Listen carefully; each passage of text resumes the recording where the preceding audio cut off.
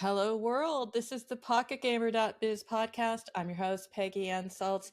And today we have an episode looking at what I think a lot of gaming companies are looking at and wondering how to do, which is brand.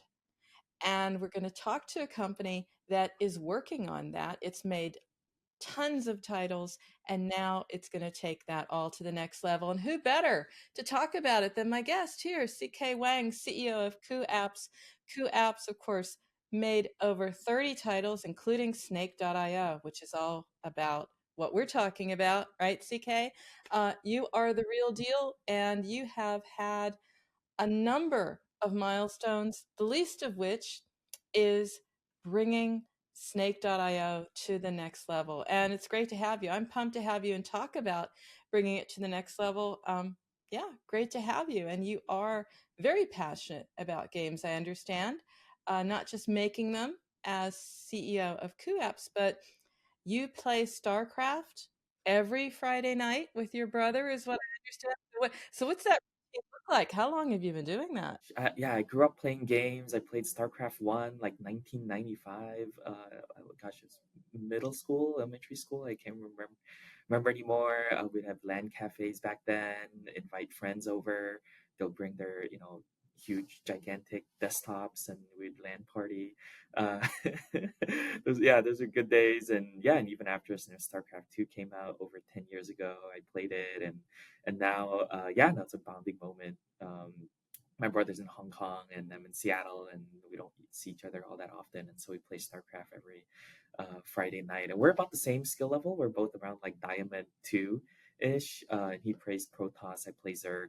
And so it's a lot of fun because sometimes I save him and sometimes he saves me. And it's like a camaraderie. And I remember sort of like our childhood days. And so it's a lot of fun. And fun fact, my APM is 160, so I'm capped out at Diamond. Zerg is you need like 400 APM to go past Masters and Grandmasters. So, but it's still a lot of fun. Solid, CK. And absolutely, it's about games. It's about bringing not only players together, but in your case, families. It's all about connections.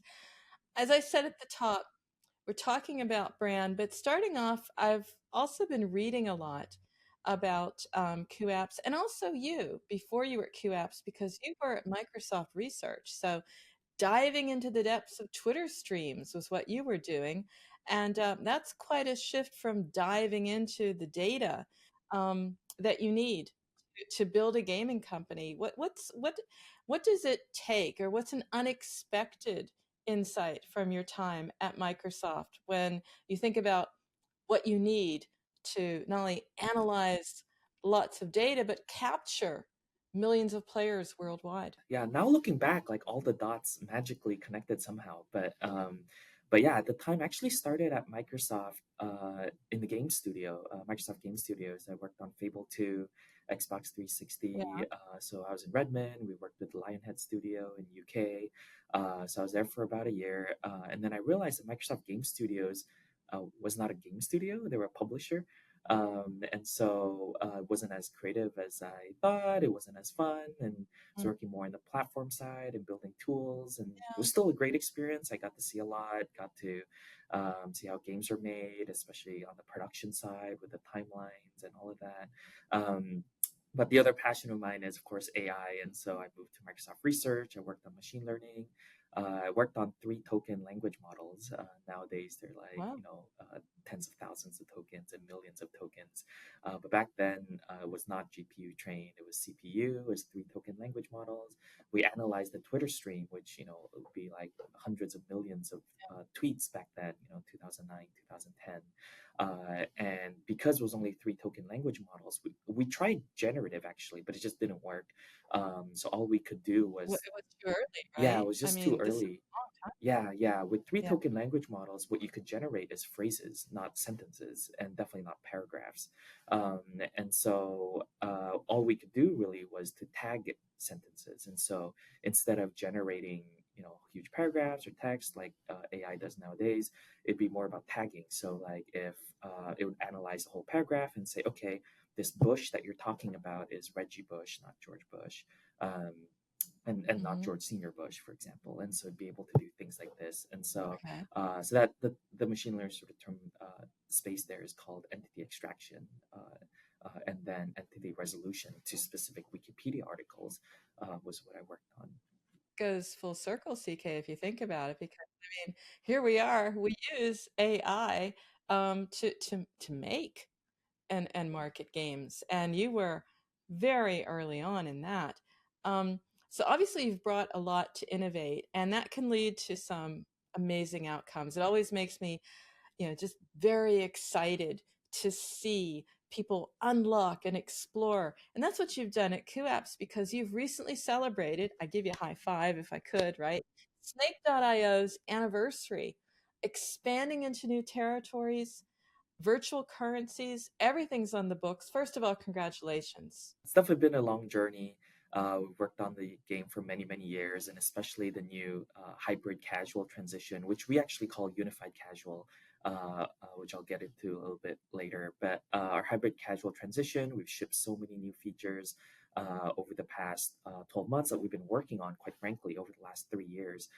We worked on our coin economy probably 2, 3 years ago, finally shipped that this summer. We're working on party mode right now, where you can create a party and then just add friends via referral code and play together in the same room. Our rooms are quite small; each room has 30 players, and so it's kind of hard to find your friends. But now we're shipping party mode next month, and so it's really really exciting. Chance for everybody to play together. And we also released our comic earlier this year, a couple months ago, our Snake IO comic, where Glow, the main character, goes on to a journey and yeah, wants to grow in the world and meets all his friends and joins the snake competition and yeah, tries to win. And yeah, going back to what you mentioned, Peggy, about brand, like we're all focused on brand. We've seen organic downloads grow over time as we focus on brand. Half of our downloads is organic, and yeah, it's thanks to all the effort that all of our teams are putting in to continue to increase our brand value. I mean, you've gone off in so many exciting directions, and there's so much for our audience to learn there. I mean, have a comic. It's not rocket science, and you can build these stories. You can ask other people to do it. It doesn't always have to be in-house. So these are all possible. But I'd like to step back for a moment, CK, and understand one of the drivers here, because it's one thing to say you want to be a brand, but you had to see ahead of time what we're all seeing, which is that hyper casual has evolved. It's hybrid casual. You're calling it unified casual, but you've really had to see that coming. Yeah, yeah. We actually started off making word games. So when I left Microsoft in 2012, we launched Pictoword, our first big hit game, organically grew to top 25 on the App Store. And for the next 5 years, we worked on word games. We worked on a family simulation game called Pocket Family, and that was sort of really our category. We stumbled upon Snake.io. We actually purchased the game from a Turkish developer, and at the time it was a pure hyper casual game. It had white background, no characters, no faces on the snake. And we said, okay, well, yeah, this looks kind of fun, but there's a lot of things missing. Like I play StarCraft, I'm a hardcore gamer. Our entire design team is a hardcore gamer, and they're like, oh yeah, there's so many things missing. Why don't we just make it a real game? Make it a complete game. It felt like a prototype of a game. It didn't feel like a complete game, and so we redesigned all the art, redesigned. Or there actually was no skins. We added all the skins. There was no progression. We added all the systems, the game design systems, daily quests, challenges, missions. We added in live events. We added daily challenge. Now, this summer, we launched accessories. In our comic, actually have biomes. Actually, in the game, each of these snakes come from different biomes and different looks and attributes and all of that. And so, yeah, we've just always been entire game design team and our entire team here has always been gamers. And so when we look at a game, we're like, oh, okay, like that's interesting. Oh, why are these things missing? And so we stumbled upon hyper casual in 2019 and just looked at it and said, okay, yeah, this is cool, but I think we can do so much more. I think we can add this that are like usually just in normal games that we play. And so we just kept layering all of those things on top of what turned out to be hyper casual, and it became hyper casual. And when I think when Fun coined that term, we actually compared. It's like, oh, okay, what is our definition of hybrid casual versus theirs? And it still ended up being a little bit different, which is why we call our approach unified casual. And it unifies the brand, it unifies live events, it unifies the community. We're trying to build games for all culture, all genders, all ages, and that's where unification comes in. We have 3 million daily active users now, 30 million monthly active users, and a lot of that is actually international. Our big geo is Brazil, Arabic countries, Saudi Arabia. Is actually our number 2 revenue geo, which is very, very uncommon for hyper casual games. I think Brazil is very common, but Middle East is uncommon. And yeah, it is a really testament on the content that we create, and the brand and the features, and we localize in 23 different languages. We have huge localization efforts, thanks to Upwork. We use contractors there, and then now ChatGPT to help us localize. But yeah, we spend a lot of and also low end devices. That's another huge part that we spend a lot of effort on, in really creating a unified casual experience, is to make sure that our games work on low end devices.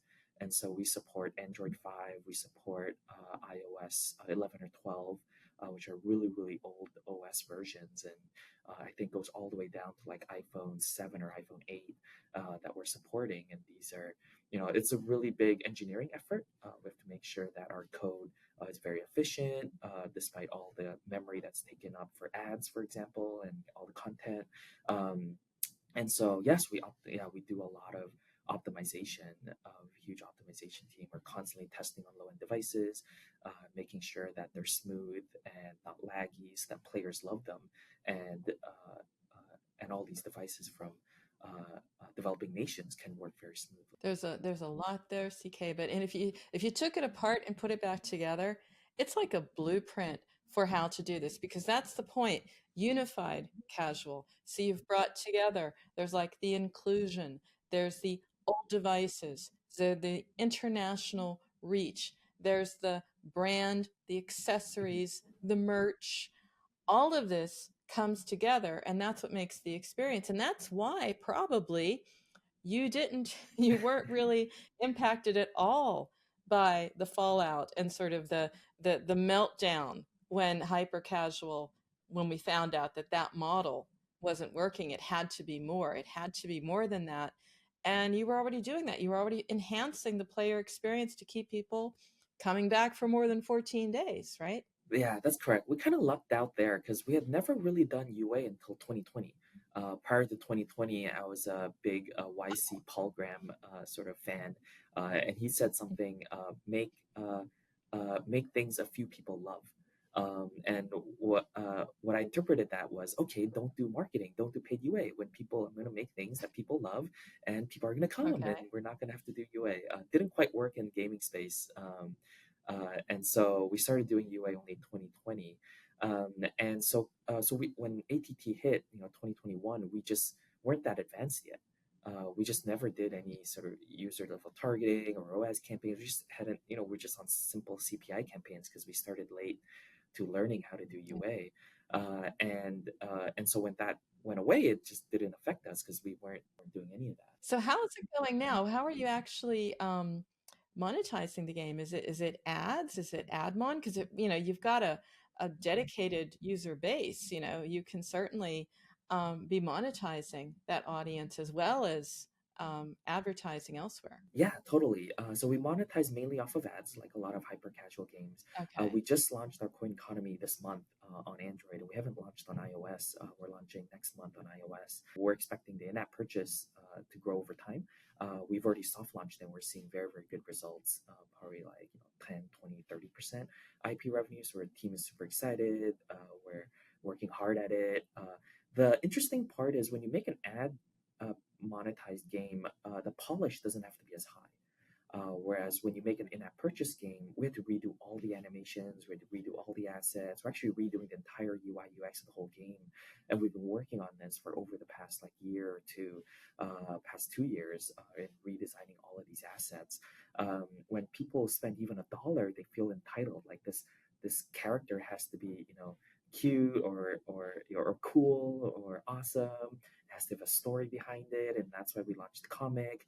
And so we're planning to every new skin that we launch, we're gonna release the comic first, pre-sale, probably pre-order the skins, and then finally sell them. Like um, the polish, the level of polish is just 10x, 20x higher, and so it's a lot of fun. It's very very exciting. It's a lot more polish. Um, Currently, we are monetized off of ads, but in-app purchase and subscription will be a big part of our future. On the ad side, we've also done a lot of innovation. We've worked on in-game ads, and not like in the menus and all that. So typically with RV or with ads, interstitials is of course a little bit jarring because it pops out. RV is a lot more acceptable, a lot more desirable for players.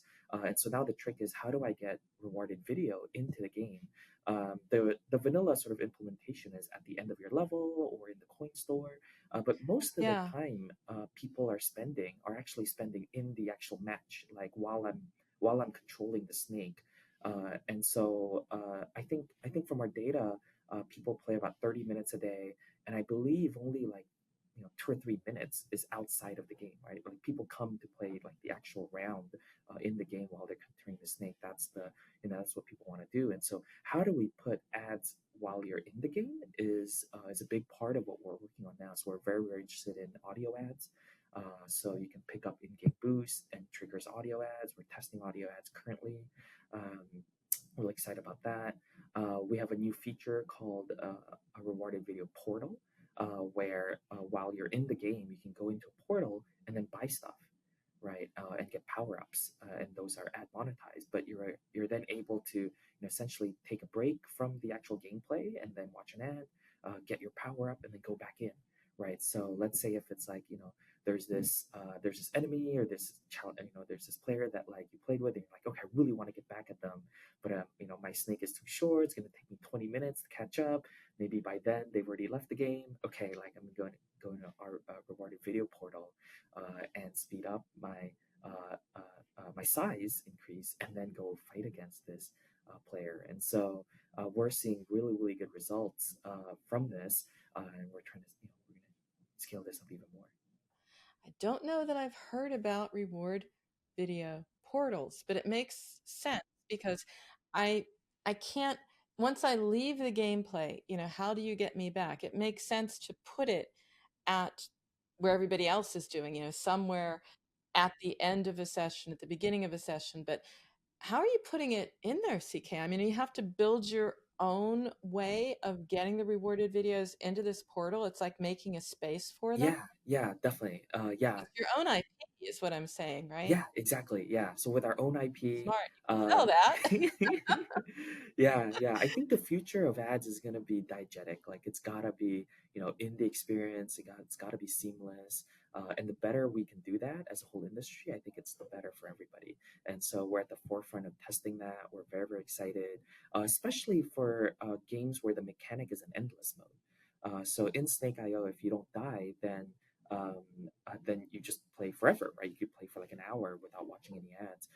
Whereas with hyper casual games, sort of like the ads per minute is a big deal in monetizing and growing your LTV. And so being able to show ads diegetic while you're playing, and it being a smooth experience, an acceptable experience, that's a huge win. And I think that's actually where the next level hyper casual companies should look at. I'm very excited about that. I have to watch that because this might be sort of like the blueprint. I mean, it's sounding like it for Yeah, me definitely. Very, of very exciting. those games that are casual because again, hyper casual, I get that. That's a different dynamic. It's going to work really well and already does work really well with rewarded, but there's still that interruptive experience. Whereas in where you are in unified casual and casual, you want to get people literally into that flow. And you can do that when you have something like a portal. So when you're ready with that, I want to hear about that. Yeah, definitely. And I'm sure that our audience will want to hear about because they'll either want to build it or buy it from you. Um, you might have a side gig, a little bit of a hustle here if you want. But let's talk about another aspect of your success here is not just the experimentation, but it is the exploration, the building. You're doing what every game studio tells me they want to do and build, but only a few of them can. How do you know, or how can we say to our audience, how do they know when they're up for it? When can you build a brand? When does that work? Is there a certain time in the evolution of the game, a certain stage when it makes sense? What was it for you? We actually continue to ship new games as a hyper casual game. So we'll make a hyper casual game, just the core mechanic. We'll launch it in soft launch countries, typically India, Philippines. We'll test it, make sure day one ROAS is good, day one retention is good. When that passes, we then move it to the hybrid casual phase, where we'll then add daily missions, add customizations, add rewards, progression. After that, we look at the data and we go, okay, how long are people playing? Are people playing past 30 days? Are people talking about the game? Are people posting YouTube videos and sharing on social media? Are there Discord channels talking about this game? And how strong is this community ultimately? Because the community is what creates the brand.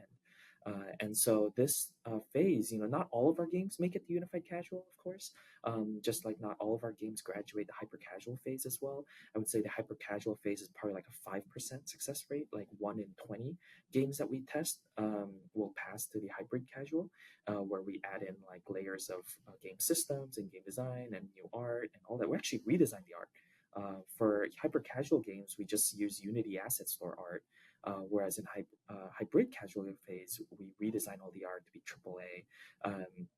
And probably right now we're seeing maybe like 1/5, 1 in 5 games on the hybrid casual phase make it to the unified casual phase, where we go, okay, the community is really excited, the community is really strong.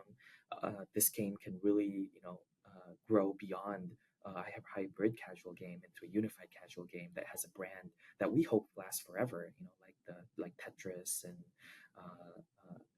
such. So What advice, therefore, would you give other studios?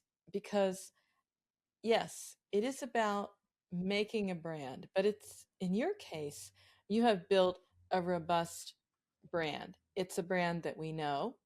It's a brand that has legs because we can see it in merchandise, we can see it in comics. So it's not just a brand like I will search for it in the App Store by name. It has a lot of richness to it. How do you take a game to that level? I don't think anybody can say we have a for sure, and I don't think we do have a for sure path. I think it's a lot of testing. I think it's a lot of data. I think it's being very strategic on like what KPIs we use that passes the next checkpoint. So from hyper casual to hybrid casual, it's very, very numerical. But from hybrid casual to unified casual, it's actually very, very qualitative. It's actually, how strong is the community, how strong is the brand. We actually interview customers a lot. Like we actually go on Discord channels and ask them, it's like, hey, like, what do you think about this? What do you think about that? And we actually posted on our App Store reviews on Apple and Google. Will respond and say, hey, what do you think about this? What do you think about that? And so, um, yeah, yeah, it's really about the community. And yeah, and and and actually also YouTube. YouTube is actually a huge part where we'll search for like videos of YouTube and see who's posting and sometimes even comment and ask them like, hey, like, what do you think about the game? Why do you think this feature is like this? Why do you think that feature is like this? Any feedback?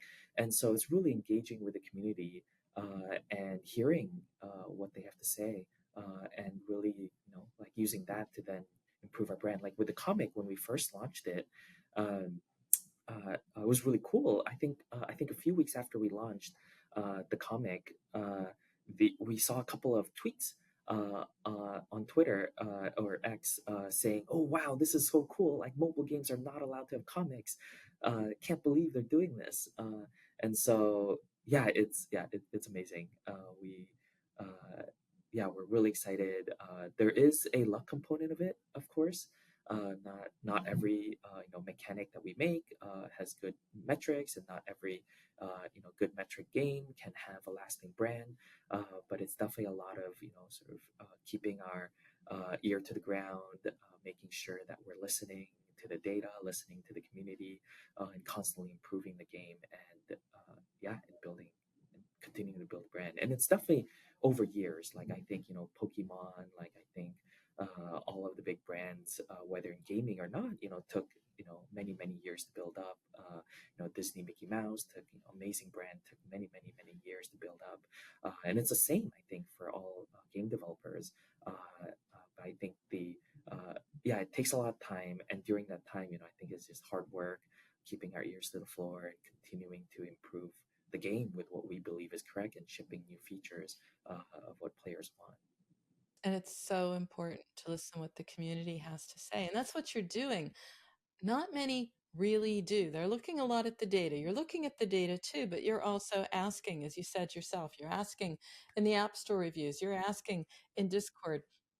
Curious how that makes its way back to product and makes its way back to making all the improvements that you have. I mean, either it's a system within your team and it's very internal and very unique to Kooapps, or it's something where it's like a process that maybe you can share.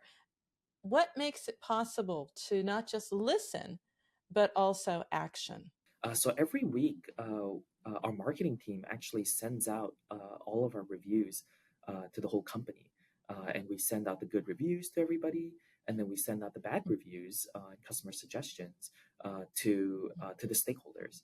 And so, for example, to the game design team, the game developer team, game programming team, and uh, and we do that every week. Like, so we're keeping literally keeping our ears to the ground on like what are people talking about, like what are they happy with, what are they unhappy with, and we care a lot about that.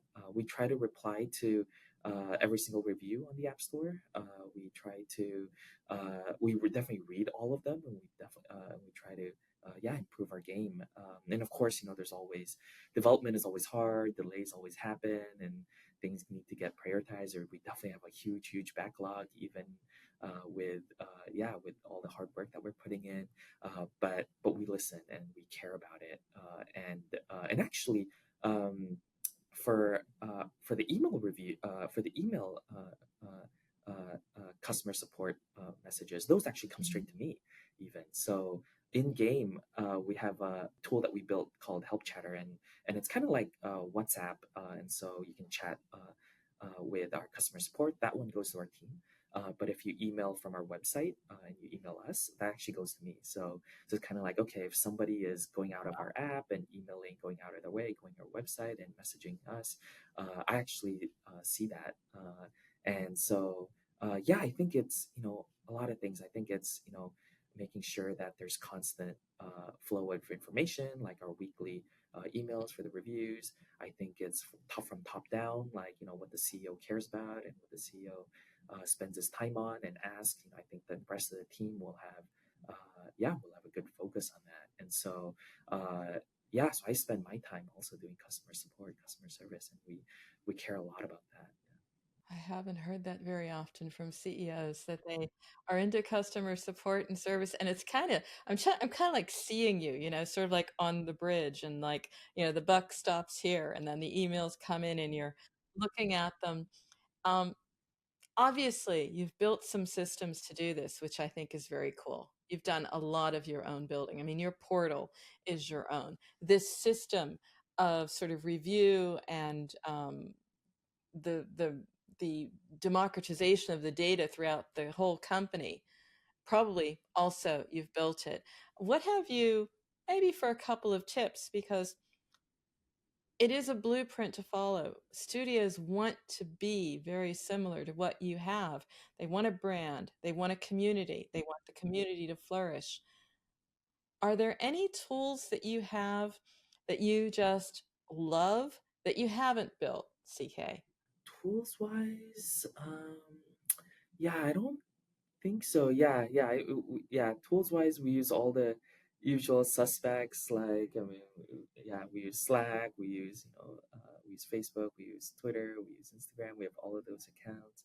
I'm sorry, CK. What I meant was like, these little these little shortcuts within the company. There's all the ways to automate reviews and how you respond.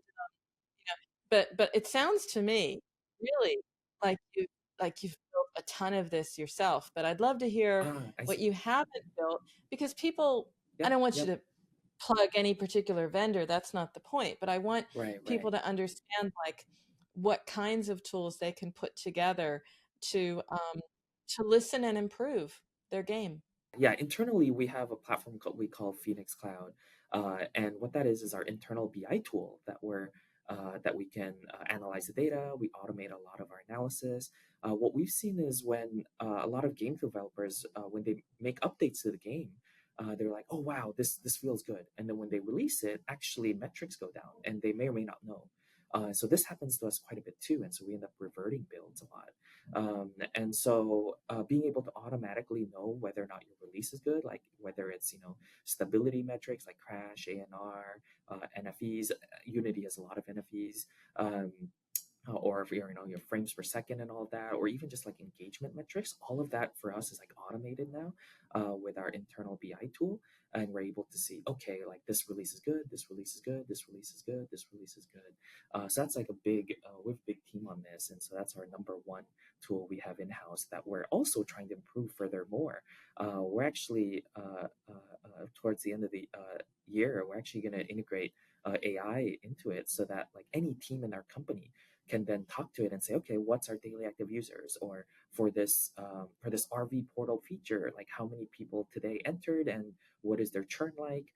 We want to be able to do that, via like natural language, human language, and with the help of ChatGPT and LLMs and all of that. Like we're able to hook that into our internal BI tool, and yeah, and make everybody in the company very data savvy, very real time, and be able to keep their ears to ground even closer, and yeah, just understand everything that's going on, and that's actually what we think will really help us propel and improve our brand over the long term.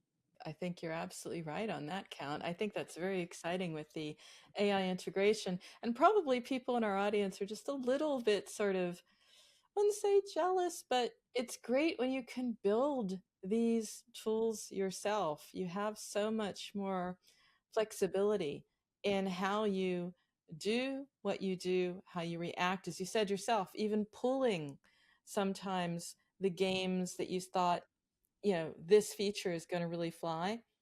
Data tells you something different. You make that decision, you make that tough decision. Um, just curious, CK, these are a lot of things that you're building. Obviously, your company is very, very lucky.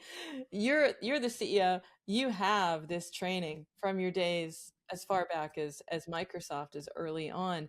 Are there any shortcuts out there for everybody else who really can't build this from scratch? I actually give a talk called Indie Survival Tactics a lot. I gave it last year at GDC. And yeah, and I'm a huge proponent of helping indies, helping the small guys. I actually, yeah, feel free, add me on LinkedIn and ask me questions. Happy to help.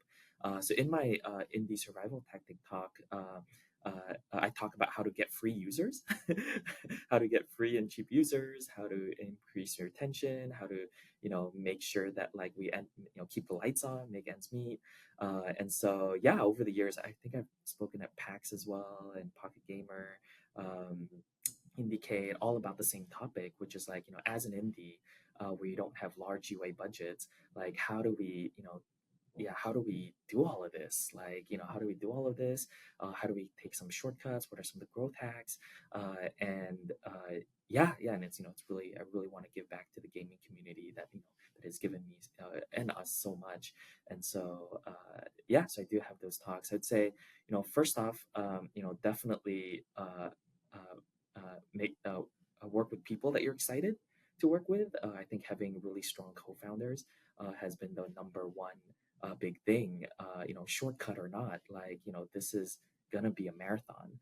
And you might be able to shortcut some features, some, UA parts and all of that. But at the end of the day, it's still a marathon and finding amazing co-founders. So Solon is my middle school buddy, middle school best friend. John is my college best friend, and we've been together for 10 plus years. And so I would say that's number one. I would say number two, UA wise, like it's not true. You don't need to spend $10,000.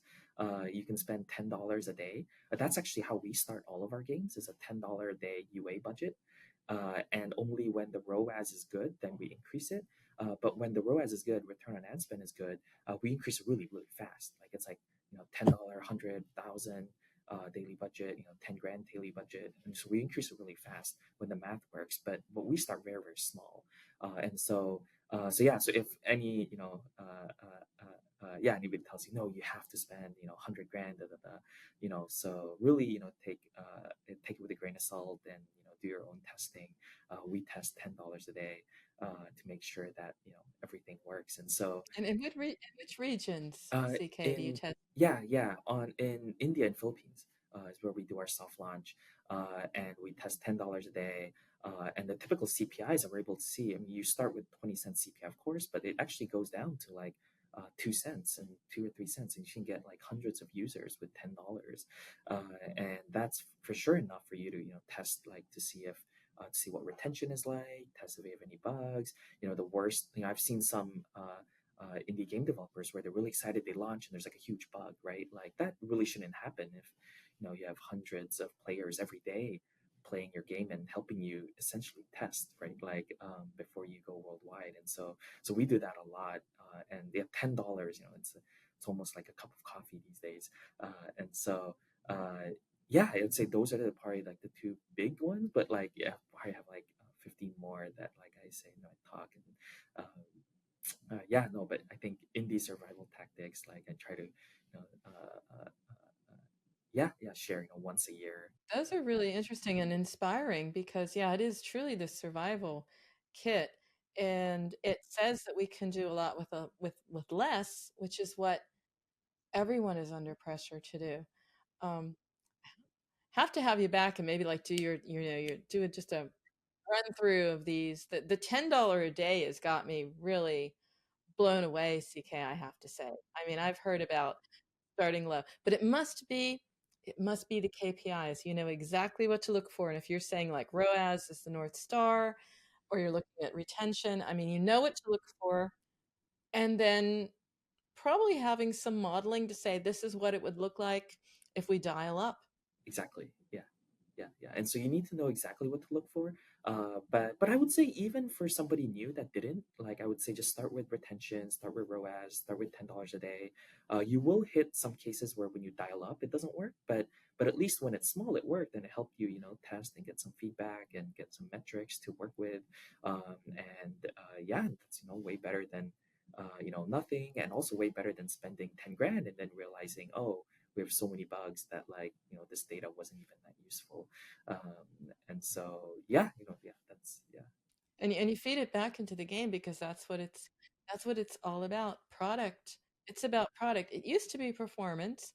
Now product is pulled ahead of that. You could make up for mediocre product with super amazing performance, but that's not how it works now. It's all about product.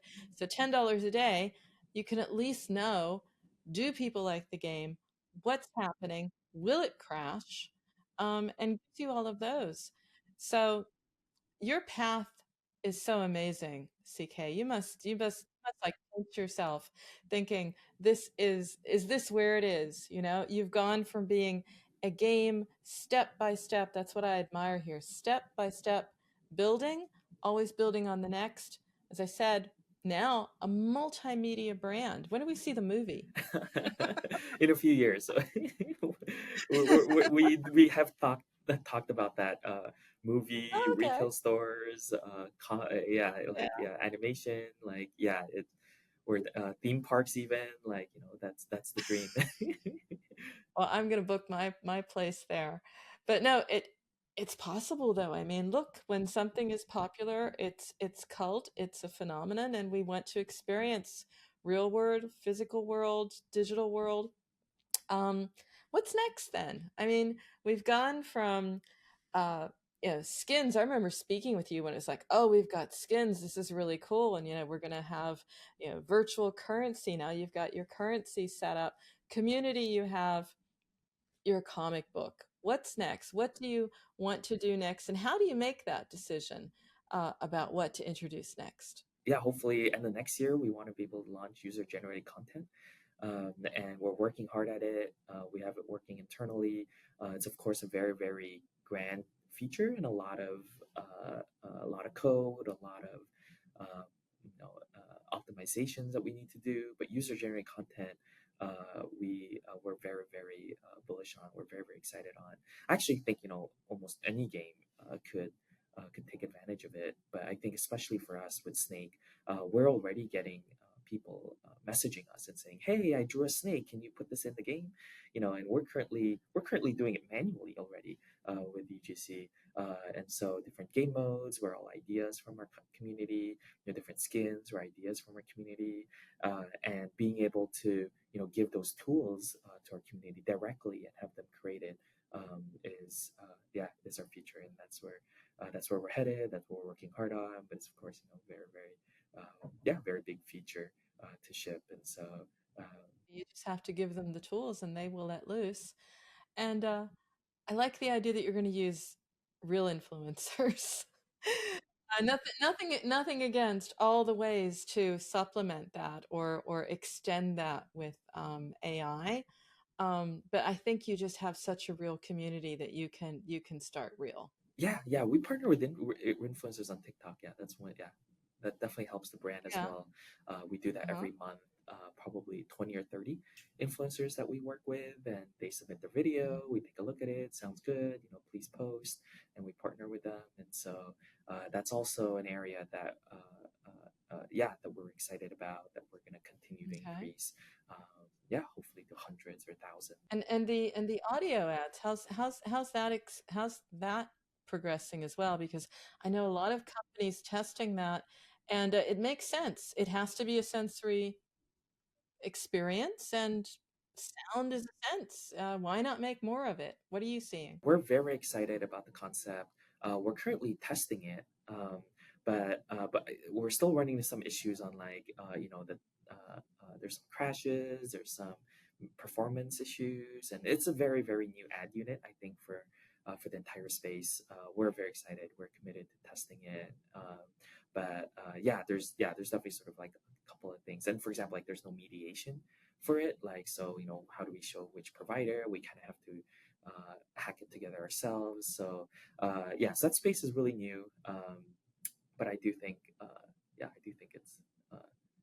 it's gonna be it's gonna be very exciting, and I think all games can then use this, and it's gonna be it's a very seamless experience. Yeah.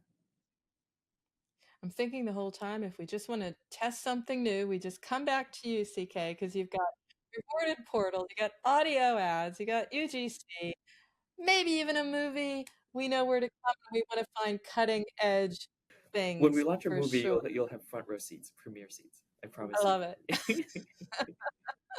I really do love it. And I love your spirit, CK. You are always looking for something new. And speaking of that, the new game that you're playing most, because we always talk about what are you playing? What's your favorite game of all time? We know that. We know that from the beginning. It's the one you're playing with your brother. But the new game, the favorite game you're currently playing, what is that? That's sad. I haven't played new games in a long time. I think the last one, sorry, sorry, the last like new game that like I really really got into it's actually Clash Royale, and that's like a long long time ago. I think like having kids. I have a 4-year-old and I have a 1.5-year-old, and Okay. and that's my new thing. Yeah. And they're very cute. They're very fun. They're very very active. They're both two boys, so they're very very Yeah. active, and so that's enough to keep me busy. Um, Yeah. but no, when we launch UGC, I'll be playing a lot of the game modes that our community creates. I've played a few already Okay. that our team has made internally, new game modes with our UGC tool. So those I've played, but haven't launched yet. So Well, I'll be seeing you then at one of these shows coming up. That Yeah, one, definitely. maybe a Pocket Gamer Hmm. Hmm. Helsinki, London. What's coming? GDC. It's all in the books. We got a lot to do, a lot of places to go after the summer. Just great to talk with you, CK, and we'll Yeah, have to have likewise. you back. I mean, you've really intrigued me now with an update of your survival guide because I remember these talks from before, but hey, now we're in a very different time. Totally. Some would even say even more desperate, where we just need good ideas and good vibes. We're Hmm. going to get them Hmm. both from you, CK, for Definitely. sure. Thanks so much, Peggy. Thanks for having me. This show is all about how to do your job better, how to make an amazing game, how to market it, and you have a say. So if you have a story or know someone we need to shine a light on, then we would love to hear from you. We want to hear from you. We want to reflect the reality of the mobile games market in all its wonderful complexity and strangeness.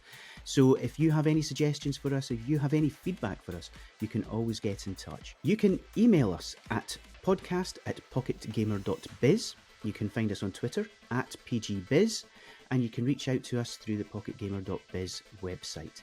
If you're interested in listening to all of our podcasts, you can find them at PocketGamer.biz/podcast, and we would love to hear your thoughts on future shows. And we've got you covered on all the major platforms, so subscribe to the audio podcast, as Brian said. Look for us on YouTube. If you want to read it, hey, you can do that too, because we have a companion post for you as well on the PocketGamer.biz website. Tune in again for the next edition of the PocketGamer.biz podcast, and we look forward to speaking to you in the near future.